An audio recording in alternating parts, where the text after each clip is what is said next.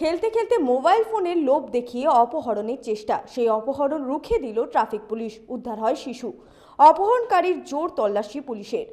Mobile ফোনের লোভ দেখিয়ে শিশুকে তুলে নিয়ে যাওয়ার চেষ্টা, ট্রাফিক পুলিশের তৎপরতায় কোলের সন্তান ফিরে পেল পরিবার।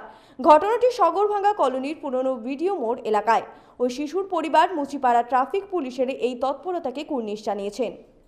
বাচ্চা 3টে 3:30টার অবধি কেউ নিয়ে চলে গেছিল লোক। আচ্ছা ধরে মোবাইলের লোভ দেখিয়ে নিয়ে গেছিল।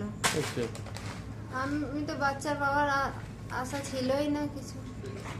তারপরে পুলিশের জানাই করালাম, তারপরে পুলিশ বাচ্চাটাকে দিয়ে খুঁজে দিল।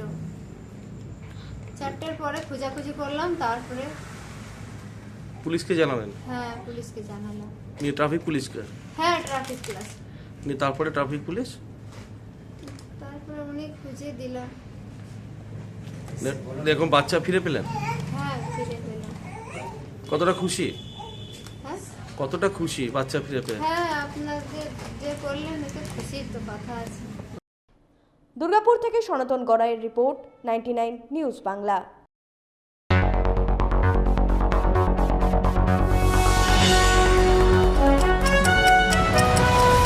আপনারা দেখছেন 99 নিউজ বাংলা। বদলাবো আমরা।